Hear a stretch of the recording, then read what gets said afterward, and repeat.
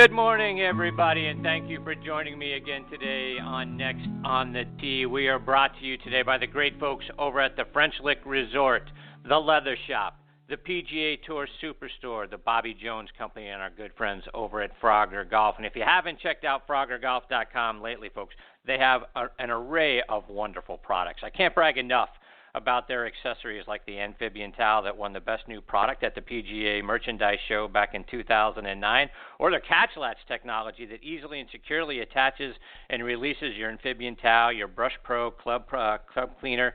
You know, that's right there on your golf bag, and it's really a great way to make sure that you're not asking the group behind you, hey, anyone find my towel? Check out their great products online. You can find them at FroggerGolf.com. And let me also say how much I love the new Bobby Jones fall apparel. Please go to BobbyJones.com and take a look at their new fall arrivals. Plus, while you're there, you can watch playing lessons from Mr. Jones himself. Many of those lessons still hold true today. So check out their golf shirts, their sweaters, so soft and comfortable, folks. They're going to keep you warm and both looking good and feeling good, whether you're in the office or you're out on the golf course as well. So check it all out at BobbyJones.com.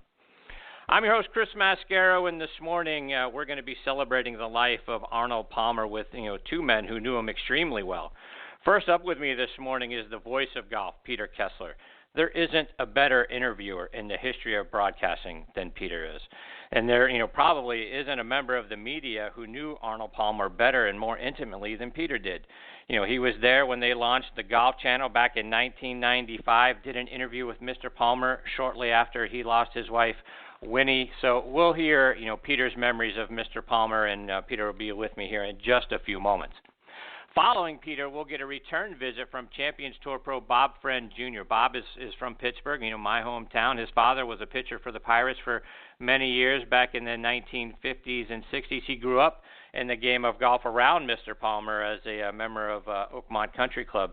He played in several events with Mr. Palmer, including in the same group at the 1999 Bay Hill Invitational, which is now, the Arnold Palmer Invitational. So Bob will share his memories and his stories of Mr. Palmer when he joins me a little bit later in this half hour. So, we're going to have a lot of fun. We're going to hear a lot of great stories this morning. I'm so glad that you're with me here to take the journey over the next hour or so. And like I mentioned a moment ago, we are sponsored by the French Lick Resort, which is an absolutely spectacular place. Their Pete Dye and Donald Ross designed courses were ranked number 1 and number 2 in the state of Indiana by Golf Week. It was the site of last year's Senior PGA Championship. They recently hosted the LPGA Legends Championship.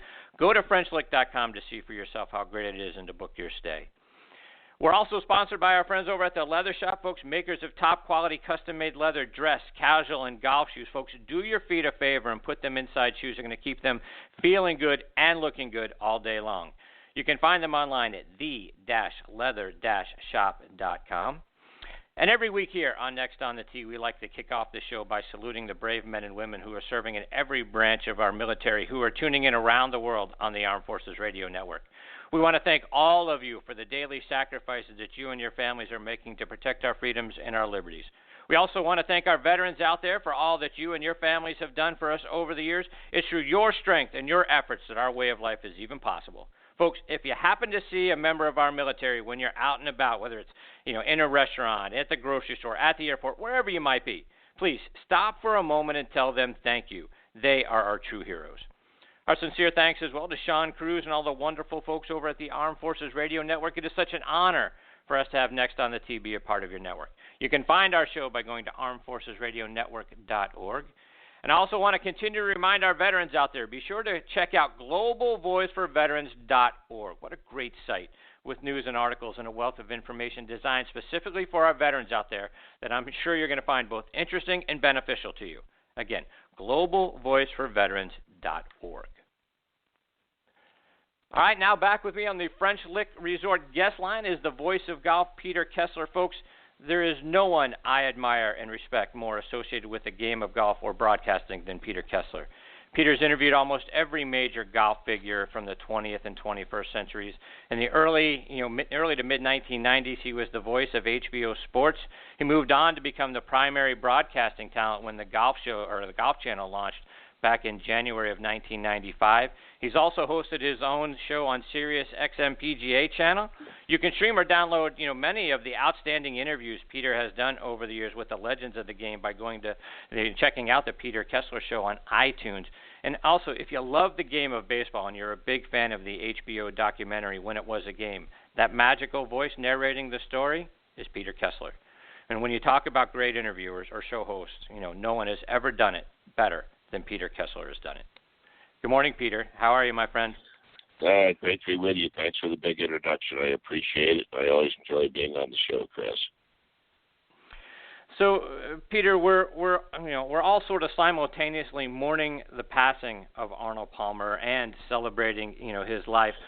Just start off, what are some of your favorite memories of the time that you got to spend with Mr. Palmer?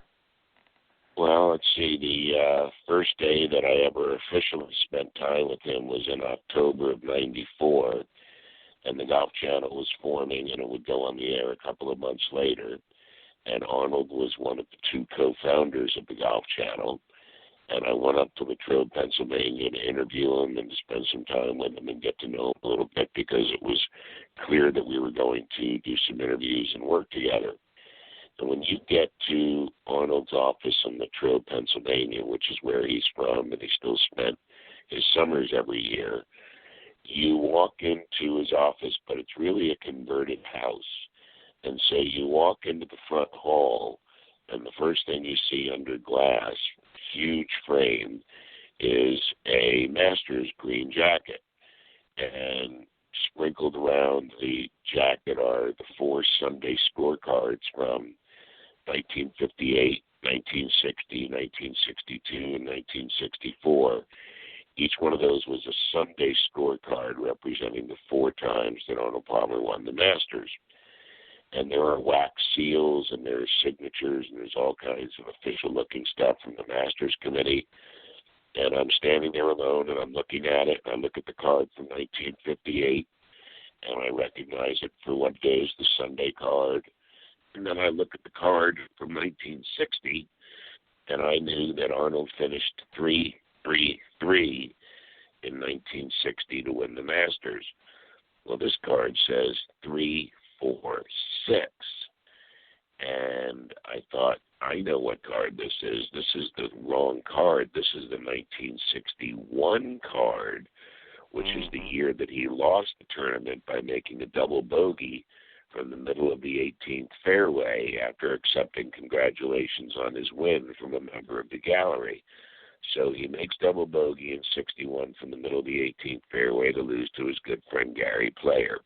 So I realized that's the card I'm looking at, and they put the wrong card under this glass. So at that moment, Doc Giffen came out. Doc was Arnold's longtime administrative aide and wrote most of the things that Arnold was given credit for writing. And he introduced himself to me, and we talked for a couple of minutes, and I said, Doc, the wrong card is in here. This is the 1961 card, not the 1960 card. And he said, look, you just got hired. You don't want to get fired. He said, there's no question that this is the right card, and there's no question that this is not a mistake. And look at all these signatures, and look at the wax seals. And, don't you realize that thousands of people have seen this, and nobody has made the same comment you have? And I said, well, I'm certain of my ground, Doc. He finished 3-3-3, and this is the wrong card. So he said, well, how would you like to tell Arnold? I said, I'd be happy to tell Arnold. So he goes and gets Arnold, and Arnold comes out, and we shake hands, and his fingers are like bananas, and they're twice as wide as any of your fingers.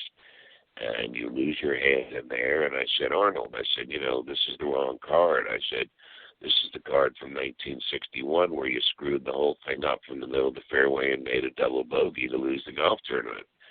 So Arnold turns around, and he folds his arms, and he looks at the card, and he looks at the card, and he looks at the card, and then finally he says, I can't believe I lost to that son of a bitch. And that's how we started our friendship. And then the next thing that happened was we went down to the driving range. It was a Monday, and Arnold started to hit some balls, and I was there, and the club pro was there, and the club champion was there, and another good friend of his was there, and Arnold looked up at all of us and said, "What am I doing differently than I usually do?"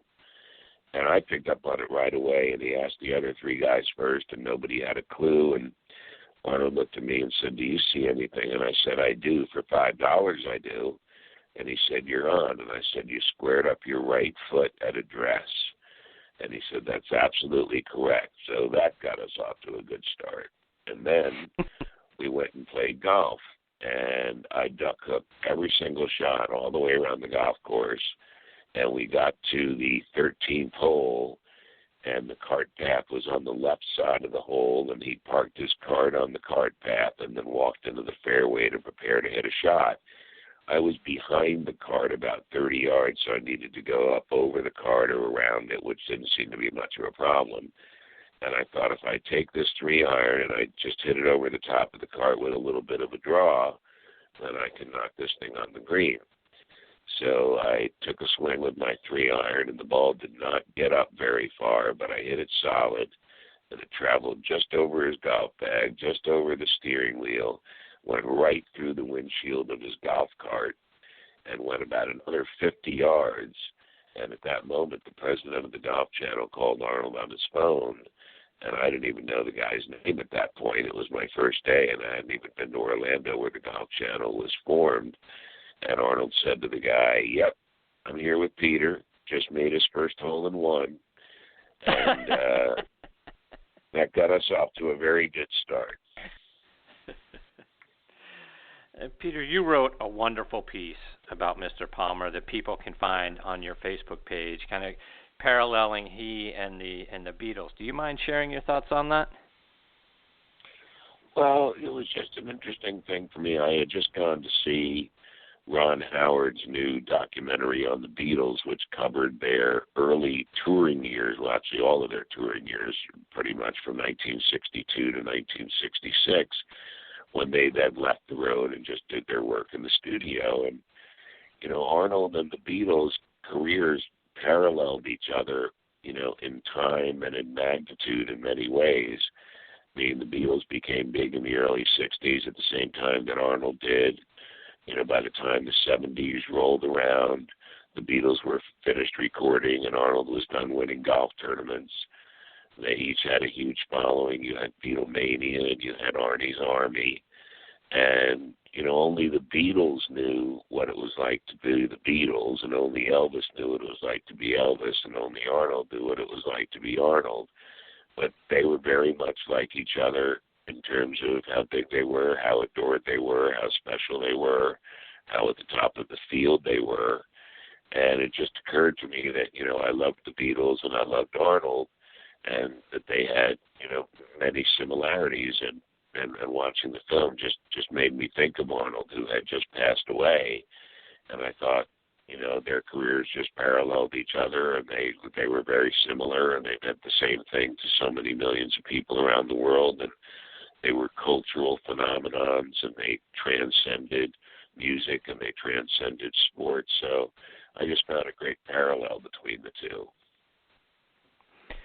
And Peter, in that piece, you tell a great story about Mr. Palmer yelling at you once in the shootout at Bay Hill. Do you mind sharing that story? Not at all. I was playing. Arnold used to have a bunch of fivesomes that would play out at Bay Hill, and everybody would throw in a few bucks, and you would also have a two-man team versus a three-man team, and just try to get the handicaps right. So Arnold and I beat these three other guys like 7-5, 3-1 on the front side, and we're up 6-4-2 on the back nine with one hole to play. So there was one more way to win or lose or tie.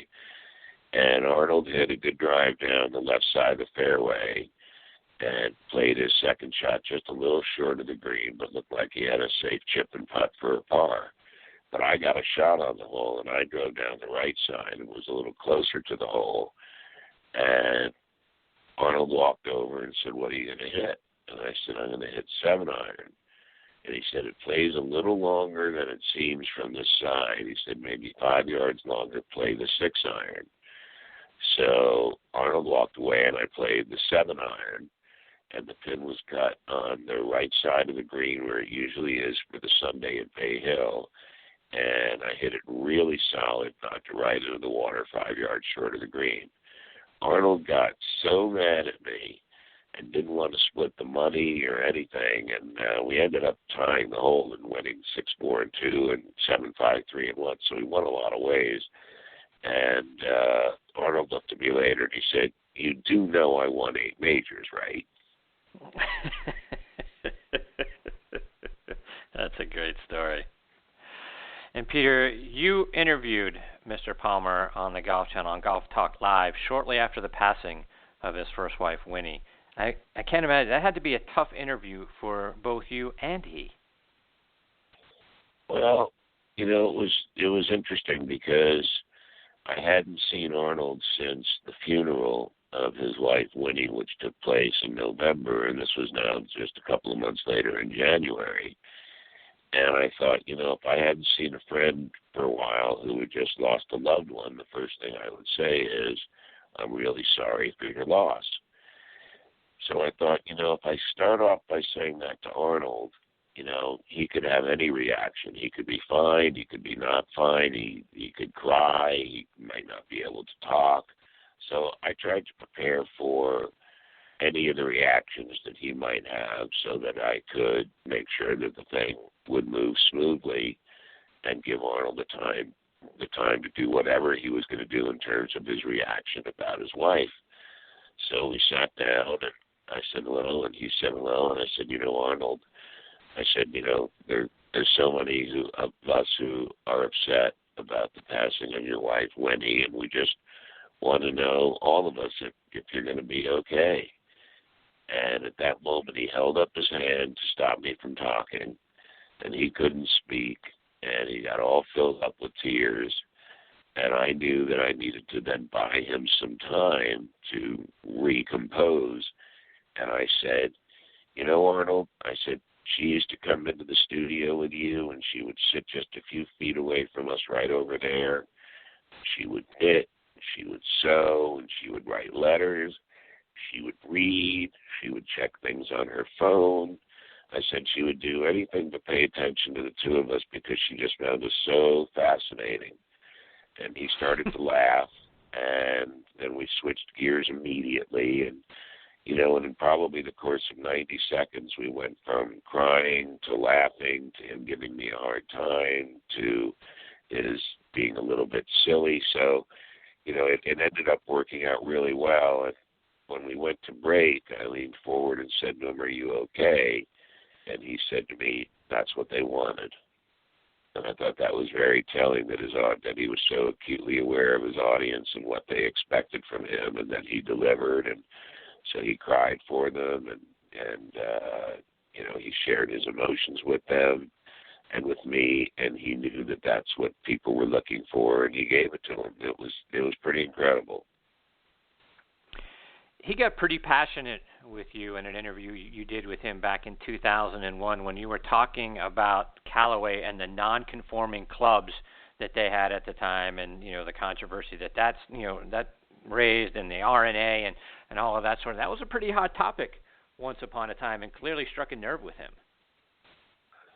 Well, it was just sort of curious because, you know, here's Arnold, Mr. Integrity, Mr. Rules, Mr. History, Mr. Tradition, and he had endorsed a non-conforming golf club that you couldn't play with under the rules of the United States Golf Association and the Royal and Ancient.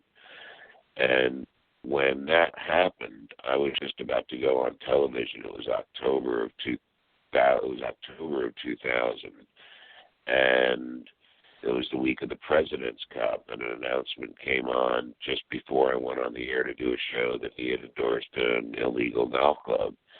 And I got very upset about it. I didn't have time to think about it. We were just going on the air, and it hit me, and I was upset, and I said I was upset, and I didn't understand. And then a couple of days later, Arnold was in Orlando, and I went over to see him and told him, you know, asked him to explain it to me, and he couldn't actually, and he said, what's the big deal? You're making a mountain out of a molehill. And I said, but it's the rules of golf, Arnold. And I said, and you're Mr. Rules of Golf. So it was a curious thing. And so we got together the morning of the show we were going to do that we did every January. And I said, look, this thing's got to go away. And I said to him, my understanding now is that you're not really saying that people should not play by the rules of the game. You're just saying if there's a golf club that makes the ball go farther, that'll get you to play golf, that'll get you involved with the game, then I am for you using that club to get yourself involved in golf. And we agreed that would be the strategy we would take, and that it would then go away. So came the evening, and I said to him, please don't drink before the show tonight, because he liked to have a few drinks in the evening. And when I looked over at where he was standing in the dark before the show was about to begin, before he walked over to sit in the chair, I could tell that he'd been drinking fairly heavily. He was weaving, pretty big time. And so he came over and he sat down, and I said, you okay? And he said, I'm okay. And I said, are you ready to do this? And he said, yep, you go ahead, you lead, and I'll follow. And so I said just what I said a moment ago. I thought, as I understand it, Arnold, you just wanted people to find their way into the game, and hitting the ball a little farther with an illegal club for a little bit is a way to get into the game. Well, that's great, because we need more players. So I said that to him, and instead of him saying, yes, that's right, he said, a lot of my friends have called me a cheater. And he said, and if you call me a cheater, I'll punch you in the nose right here and right now. And that was very upsetting to me, and I knew that it was good television and interesting television, but I knew it was big trouble for me personally, because he had now taken a different tact with this thing, and all of a sudden I was the bad guy. So we got through the interview, and we talked about it for a little bit, and we went on to other subjects, but it was very uncomfortable for me, and I suspect it was very uncomfortable for him, and it damaged our relationship. We got it back on track, but it definitely, through a mixture of difficulty into, what had been, a really, really great relationship, and it got a little bit contentious in terms of this issue. And we got together a couple of months later at an award show that I was hosting, and that he was the honoree, and we talked about it a little bit, and I think we made it go away. But it was an uncomfortable experience, and I think that part of it had to do with the fact that his wife had passed away, and he was easily influenced to do this by some folks who found it in their best interest to get him to endorse this golf club, like Ely Callaway. And it was just unfortunate for him, and it was unfortunate timing for both of us, and it was, really the only unpleasant experience that we had together. Peter, switching gears a little bit, as Jack Nicklaus has said many times about their rivalry, he battled Arnie's Army, but he never battled Arnold Palmer. But that obviously doesn't mean they didn't hate to lose to one another. But talk about the times that they got so caught up in playing one another that they lost focus on the rest of the golf tournament. That happened very much. I think that was basically nonsense. I think there were times where they might have been paired together in the third or fourth round and got, very intent on playing one another, that somebody came along and stepped on the gas pedal and went roaring by them. I don't think that they were, in such a small view of the world that they only saw what the other one was doing. I think that they did get caught up in that sometimes. I don't know if it ever really cost them a tournament or a major. I know they used to talk about that, but, because they were such great rivals and they just wanted to beat each other. But I don't think that all of a sudden they were taking crazy risks or doing things that were outside of the norm of their game in an effort to beat each other and therefore shoot a pair of 75s when the leader was shooting a 68. So I think there was an element of that to their play, but, they didn't play together that much, overall anyway. I mean, they played together at Oakmont in 1962 and in the playoff. They played the final round at Baltusrol together in 1967, where Arnold shot 69 and Jack shot a 65, including getting it up and down with a one iron from 220 yards away to break Hogan's scoring record. They played together in the final round of the Bob Hope in 1973, which was Arnold's last win. He beat Jack by a shot. But I couldn't name circumstances where they got caught up in each other's games so much that they forgot about what was going on with the golf tournament. They were both too smart to get so wrapped up in that they would forget to pay attention. So I think that was overblown. Peter, one thing that I don't think people know enough about is how the PGA Tour, as we know it today, was formed back in the late 1960s with the tournament players sort of breaking away, if you will, from the PGA of America and forming their own organization that would eventually become the PGA Tour we know now. What was Mr. Palmer's role in that movement? Well, there was a sense that players wanted to have a bigger say-so in the way that the tournaments were run. And the PGA of America had been running the PGA Tour since 1916 when it first formed, and when Walter Hagen and Gene Sarazen were playing, hundreds of these tournaments all over the United States in the 1920s in an effort to make money and build up interest in the game. But Palmer and Nicklaus were both very much in favor at that point of there being a separation between the tournaments themselves and the PGA of America, because they were both given information which suggested that there would be more money if the two organizations were split up. But I don't think that he was a particular spearhead. I just think it was known that he was in favor of that and that Jack was in favor of that. That was something that came and went very quietly at the time. It wasn't a real big fuss. There wasn't any fighting going on. There wasn't a lot of contentious behavior. So it was something that happened quietly, but ultimately turned out to be incredibly great for the players because of the way in which the tour purse strings were structured in terms of deferred compensation and pension plans, and now the amount of money that you can make for finishing 20th in a golf tournament, is much greater than it used to be for finishing first in a golf tournament. So, it turned out to be a great thing, particularly given, the later vision of Dean Beeman, who took over, I think, in 1974. And Dean is the one that started to have the tour build its own golf courses.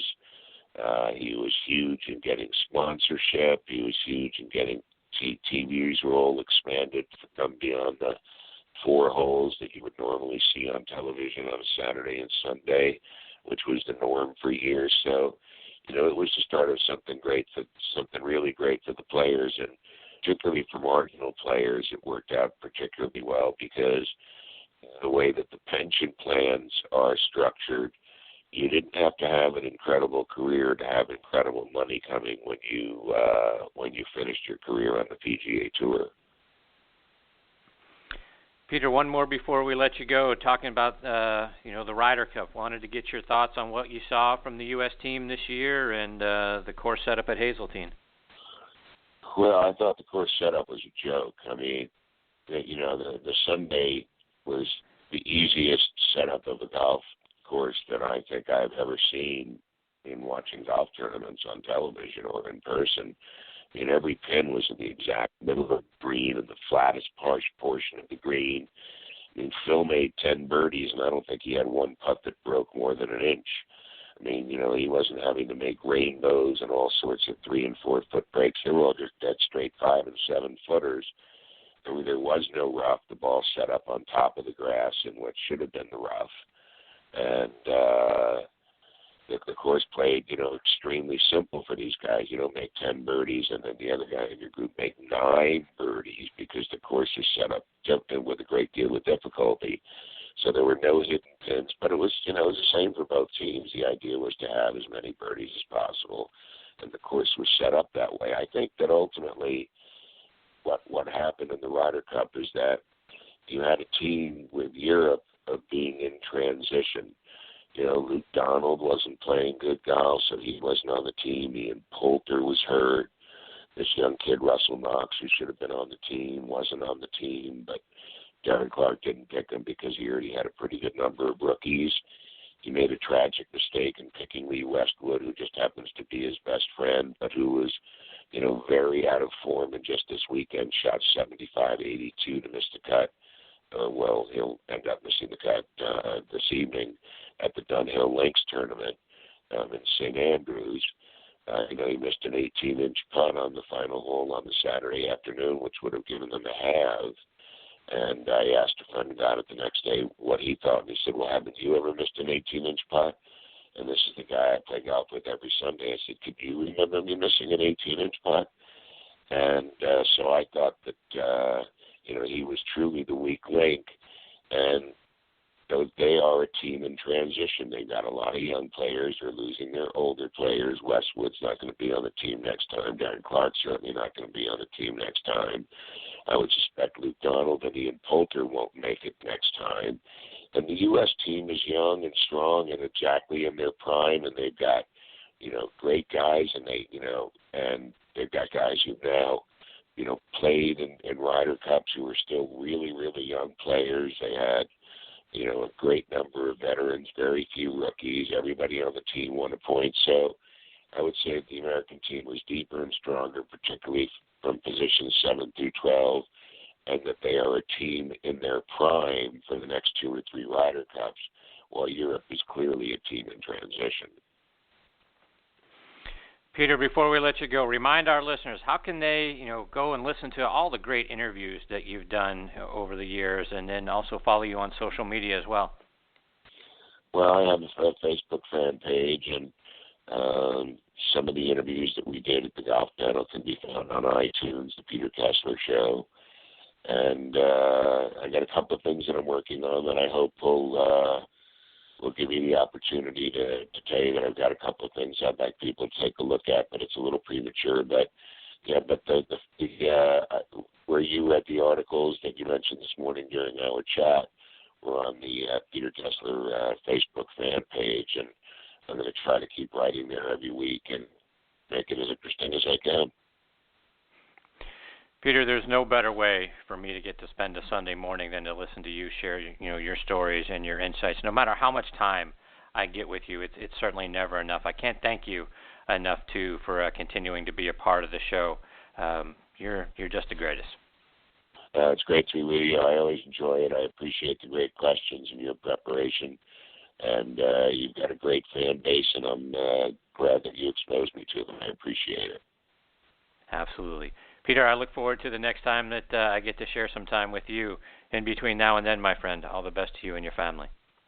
Same to you, Chris. Thank you. All right. Take care, Peter. That is Peter Kessler. Again, go check out the Peter Kessler Show on iTunes. Fantastic stuff. And, folks, I mean it sincerely. There isn't a better interviewer anywhere, regardless of sport, than Peter Kessler is, and certainly privileged to get to spend as much time as I have with Peter over the years. So go check it out. We look forward to having Peter back on the show again real soon. Before we get to my next guest, Bob Friend Jr., I want to give a shout-out to our friends over at the Bobby Jones Company. Folks, raise your game to new heights in performance with a brand that's best known for style, character, and excellence for the last 25 years, and that's the Bobby Jones Company. They have an inspired collection of products that capitalize on fabric technology to deliver a modern look and performance while honoring the legacy of Bobby Jones that delivers on the promise of enduring style. They work hard to earn your respect, your trust, your business, and just as important now, your long-term friendship. Communicate that you're here to stay by wearing clothes from a brand that has enduring style and presence, the Bobby Jones Company. Check out all their great styles in their new fall collection by going to bobbyjones.com. And while you're on their site, folks, click on the equipment link that you're going to see, at the top of the page, right? You're going to get to go to, see the great line of drivers, fairway woods, hybrids, putters, designed by one of the game's most influential equipment designers, and that's Jesse Ortiz. Like his father, Lou, and Bobby Jones himself, Jesse has a passion for golf and golf club design. You remember his great tri-wood metal, fairway woods from back in the day with Olimar. Well, now he's putting his innovative designs and creativity, to work for the Bobby Jones Company. Check it out online. You can go directly there by going to BobbyJonesClubs.com or BobbyJones.com and clicking on the equipment link. So please go check it out. It's really great stuff. We're going to get to Bob Friend Jr. on the other side of this station identification.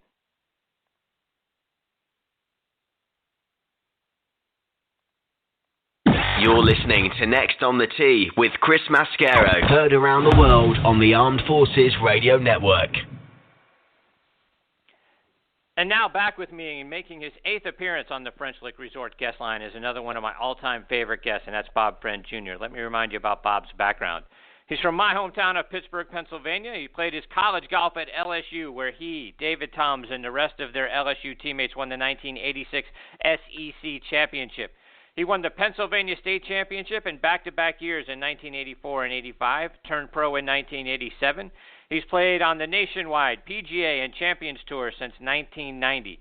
He had 5 top 10 finishes his rookie year on what's now the Web.com Tour, including a second-place finish at the El Paso Open. He got his first win in 1991 at the Fort Wayne Open. He had 5 top 10 finishes again in 1994 and 3 more in 97. In all, he's finished in the top 10 27 times and counting. Baseball fans, you're going to remember his father, who played in the major leagues from 1951 to 1966, mostly with the Pittsburgh Pirates, and was a key member of their 1960 World Championship team that beat the Yankees on Bill Mazeroski's home run in the bottom of the ninth in Game 7. And I am thrilled that he is next on the tee again with me this morning. Morning, Bob. How have you been, my friend? I've been great, Chris. How about you? I really enjoyed listening to that Peter-Kessler piece, and he's right about that U.S. Ryder Cup team. I mean, we've got a lot of horses in the stable, and it was kind of I've played a lot of golf with Lee Westwood and know him well, and it was hard to watch him, put the old jerk on those putts, but that's all part of the game. But Peter was right, spot on there. I think the future's very bright for the U.S. Ryder Cup team. Yeah, and to get to kind of expand on your thoughts on the Ryder Cup, Bob.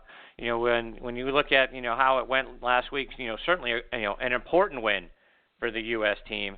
But what were your thoughts about what you saw from a golf perspective, over the course of those 3 days?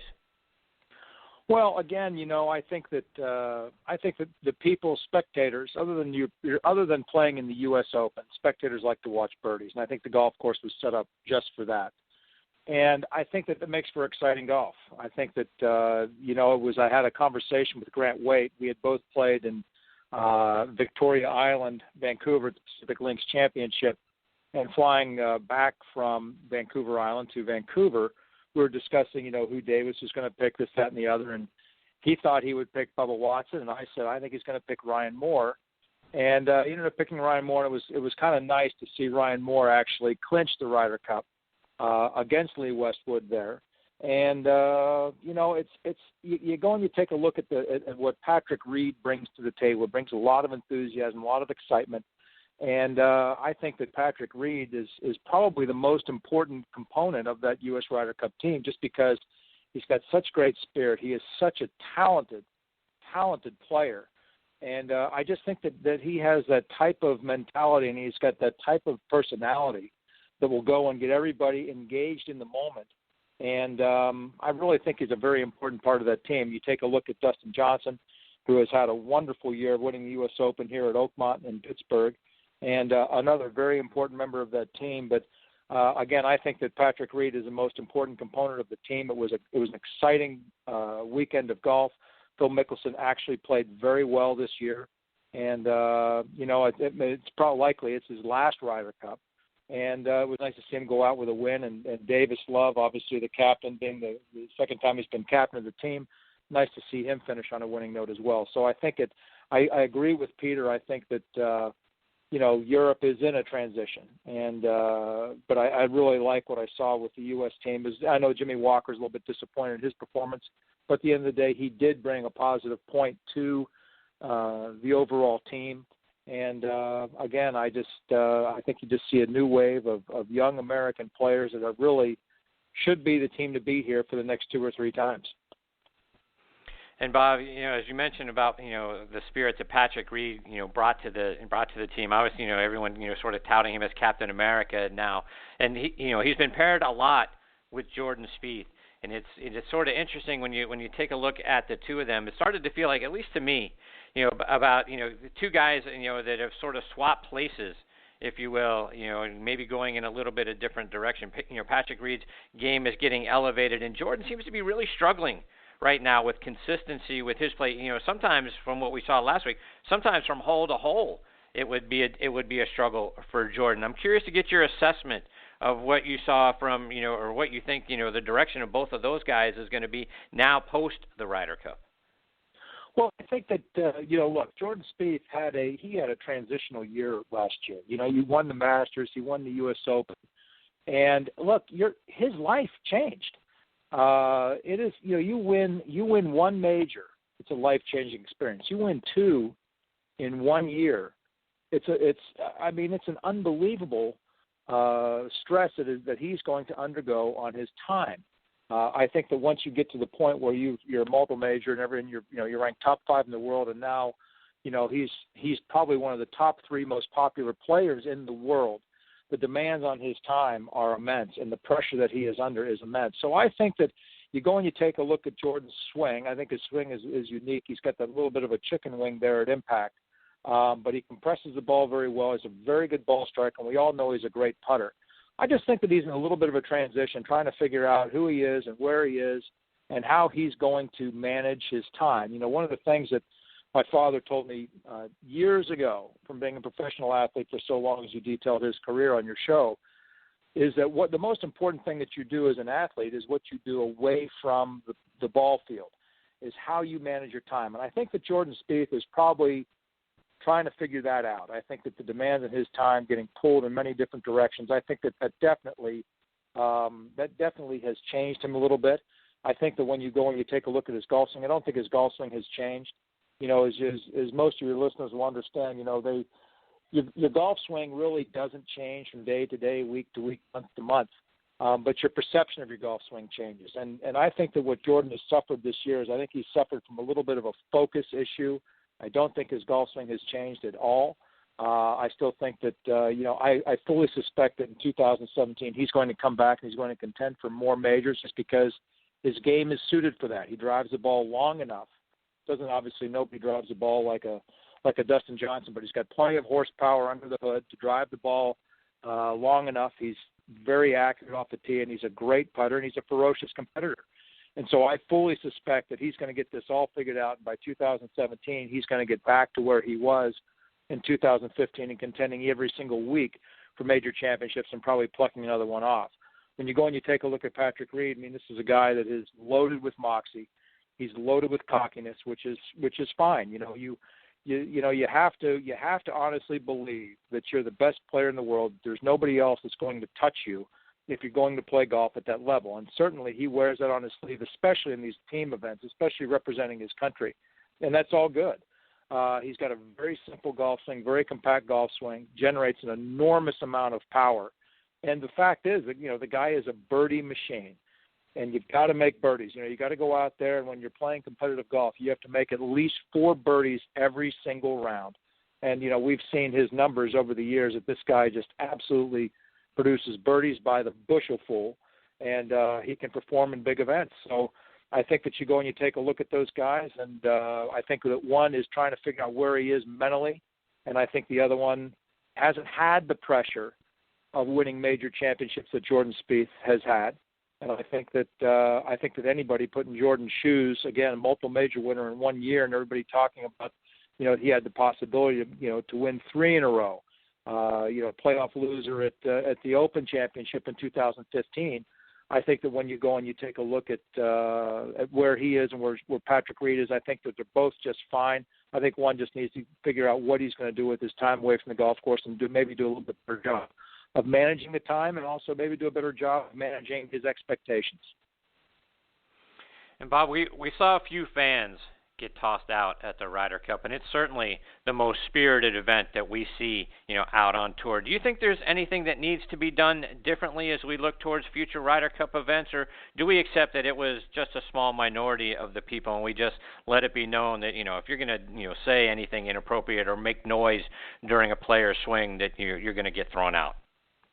Well, I think that when you have 55,000 people out there, you're going to have some knuckleheads. I mean, that's just the way it is. That's the nature in any spectator sport that you have, whether it's hockey. You always have some idiot throw something out onto the ice. Baseball, last week we saw some, guy out there for the Orioles making a catch in deep outfield, and a guy throws a beer can at him as the ball is just about in his mitt.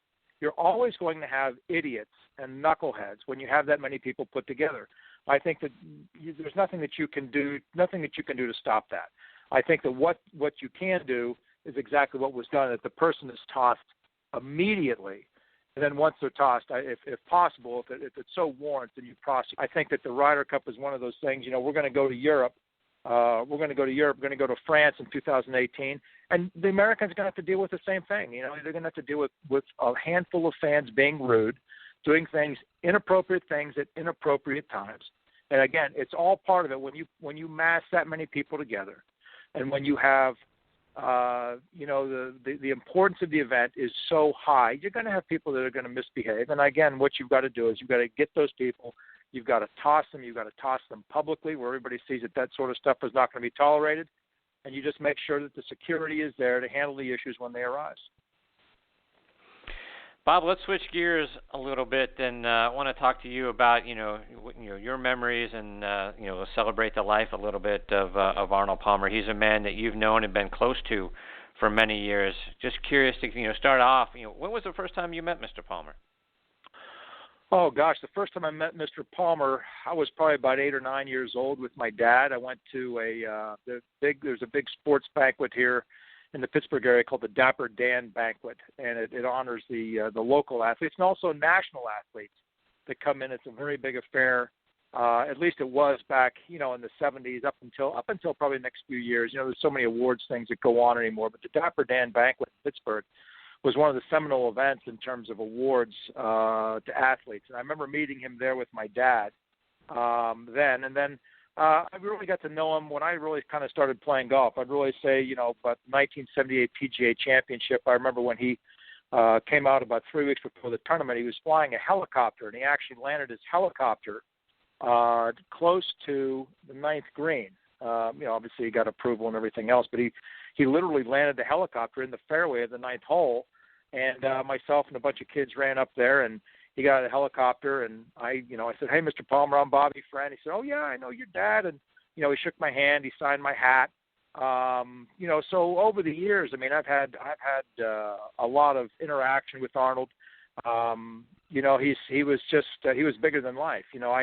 I remember one of my fondest memories was the 1994 U.S. Open at Oakmont. I qualified. It was the third U.S. Open I had played in. I played in '84 as an amateur at Winged Foot when I was 20, and then I played at '88 at the Country Club, and I played at Oakmont, which was very special to me. Being a longtime member there, I really desperately wanted to qualify for the U.S. Open and play well. And I qualified up at Sunnyhanna Country Club up in Johnstown. I won the medal there. I shot 68, 66, won the medal, qualified for the tournament. And at the time I was living in Florida. I was living down in Jupiter. Upon graduation from LSU, I lived in Jupiter from about 86 to 98 and got married in 94, qualified for the Open, and came up to Pittsburgh and stayed at my parents' house, which is, they lived in since 74 and about 10 minutes away from the club. And so I remember waking up on Monday morning, and my dad was there, and, Monday I had to go register over at the club. And he said, "What are you going to do today?" I said, I'm not going to play, Dad. I said, I'm not going to wear myself out. It's going to be a hot week. As we all remember, the temperatures, the heat indexes were well over 105 to 110, which is unusual for Pittsburgh, but that's what it was. And so the forecast was hot, and I just said, look, I know the golf course better than anybody. I'm just going to go out today. I'm going to register, and I'm just going to practice and work on the short game and putt and this, that, and the other, and probably play a practice round on Tuesday.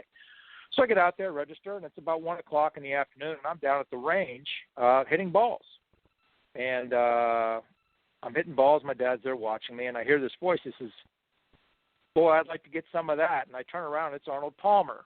And he had walked out on the range. He came up to me and he shook hands and spoke with my dad. And then he came up to me and shook my hand. And he said, "Boy," I said, "you look like you're playing well." He said, "I'm thinking about going up and playing here in about 20 minutes. He said, "Would you like to join me?"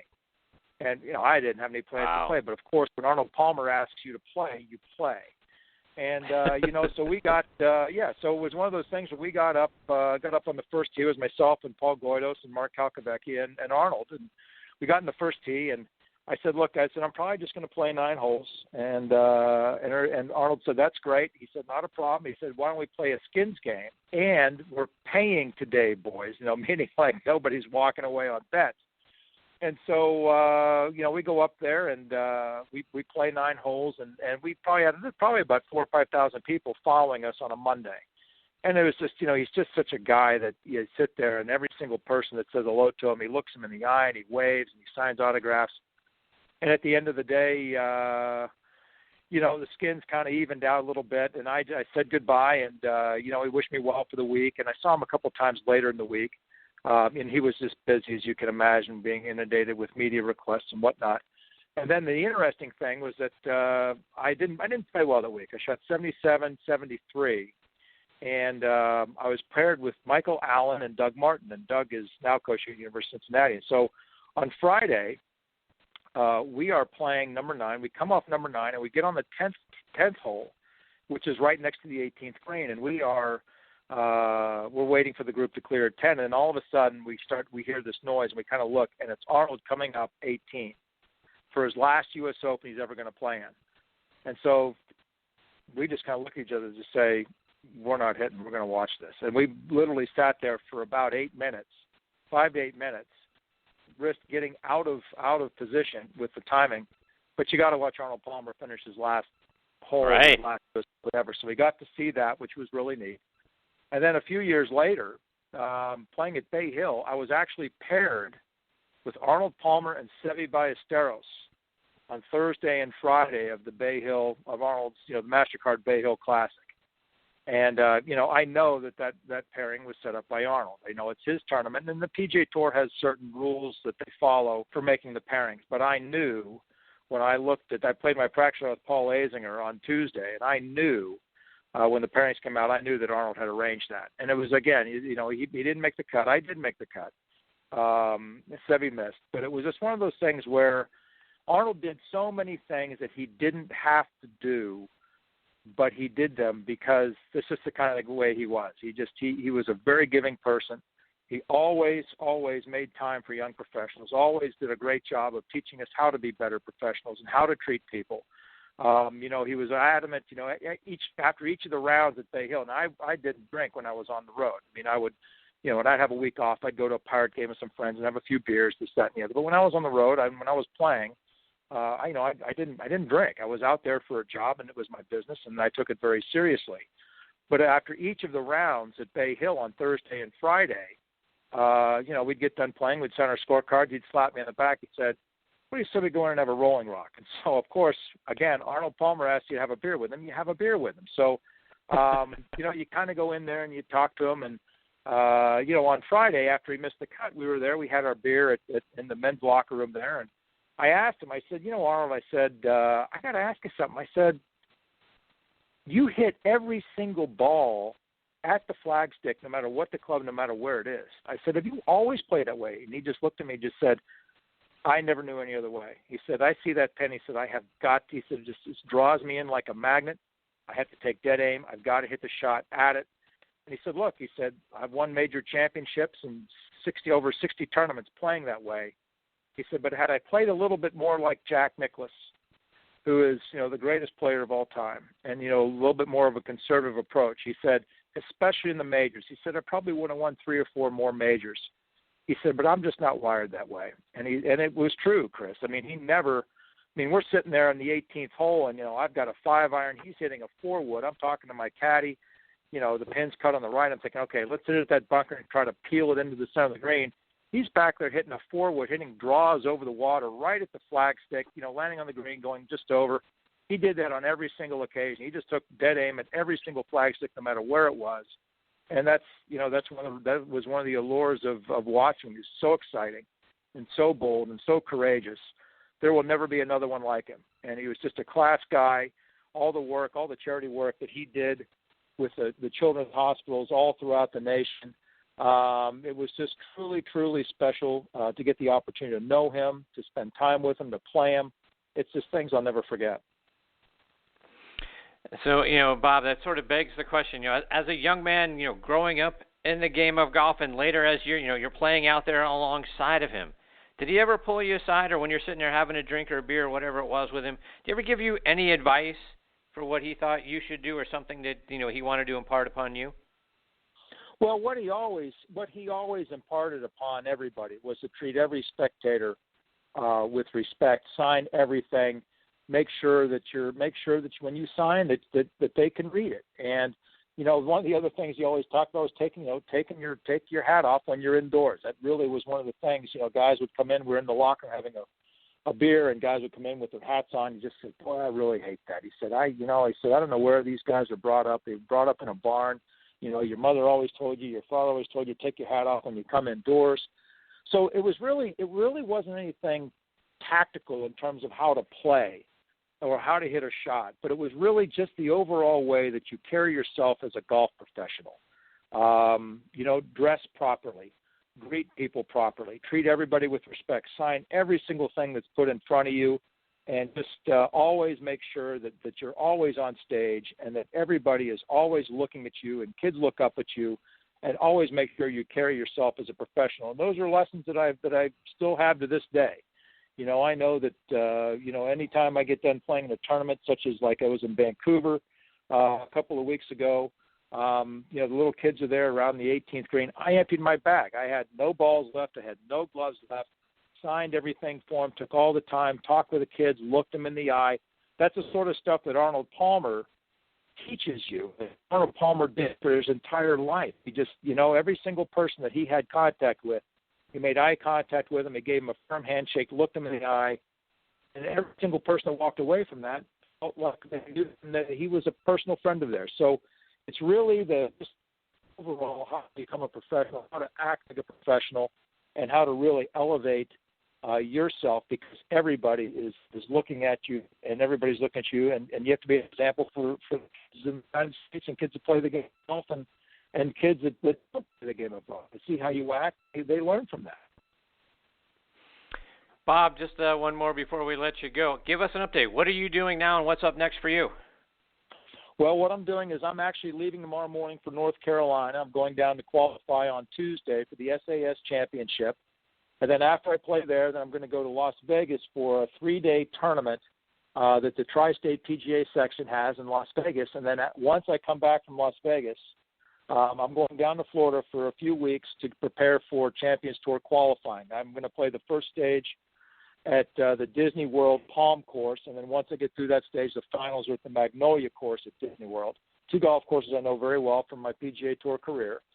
And Lord willing, we're gonna be top 5 and be fully exempt next year in the Champions Tour. There you go. Rooting hard for you, my friend. Bob, Thank you so much. Also, let our listeners know how they can follow you and stay up to date with how you're progressing there over social media. Well, the only one that I really do is I do Twitter, which is BobFriend_golf, and I'll get on there and throw some pearls out there occasionally. And obviously they can follow me on the Champions Tour on the PGAtour.com website. And before we get off, I want to thank all the men and women that are out there serving in the armed forces, protecting our liberties and freedoms. Your bravery, your courage, and your selflessness, we cannot duplicate that. And I just want to say thank you to all the men and women serving in our armed forces all around the world. Thank you for doing that, Bob. And also, thank you so much for being generous with your time again with me this morning. Always great to spend time with you, Bob. You're absolutely one of my all-time favorites. Thank you so much, Chris. You do a great job, and I appreciate you having me on. Thanks, Bob. All the best to you and your family, and we look forward to catching up with you again soon. God bless. Take care. That is Champions Tour Pro Bob Friend Jr. And again, be sure to follow him on Twitter and then check him out at the SAS Championship, the Vegas tournament, and then Champions Tour qualifying. Bob's a Just an absolutely great guy, and I've said many times on this show, part of what would be my dream fivesome, if you will. So be sure to follow Bob. All right, folks, it's time for me to put a bow on this episode. Before we close up shop, I want to continue to remind you about our friends and our partner, PGA Tour Pro Jim Estes and the great folks over at the Salute Military Golf Association. Let's hear about the great things that they're doing. The Salute Military Golf Association was created to provide rehabilitative golf experiences to the brave men and women who have been wounded while serving our country. Hi, I'm Jim Estes, PGA Golf Pro and co-founder of the Salute Military Golf Association. With my adaptive golf program, we've successfully helped thousands of soldiers in their recovery, both mentally and physically. The SMGA has been providing family-inclusive golf experiences across the country since 2007. To date, the SMGA has equipped more than 1,000 warriors with properly fitted golf clubs and has extended its clinic series to more than 8 chapter and affiliate locations across the U.S. If you are a wounded veteran interested in participating, or if you'd like to learn more about the Salute Military Golf Association and find a chapter closest to you, visit our website at smga.org. We've seen firsthand how impactful golf can be in aiding one's recovery. The Salute Military Golf Association, empowering wounded veterans one fairway at a time. Visit smga.org, smga.org. Yeah, they're doing some amazing things, folks, over at the Salute Military Golf Association. Please, to find out more information and to see how you can get involved, go to smga.org.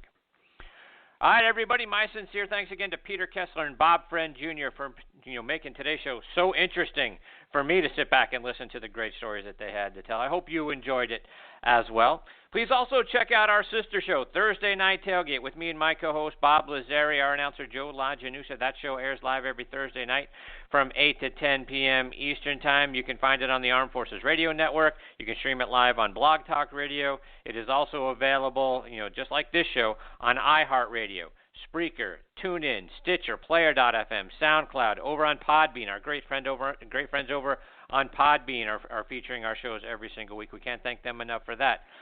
On Thursday Night Tailgate, we're joined every week by legends and stars from around the NFL.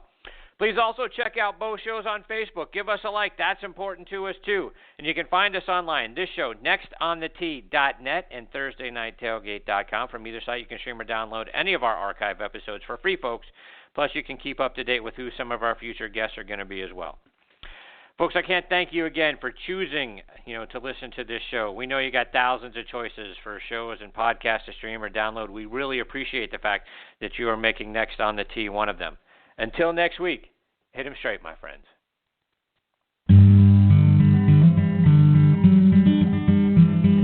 You've been listening to Next on the Tee with Chris-Mascaro, where PGA and LPGA legends, pros and top instructors, and media members go to tell their stories. Join us same time every Saturday to hear more stories about the game we love, from the people who love sharing those stories with you. It's all about the great game of golf. It's all about the great game of golf.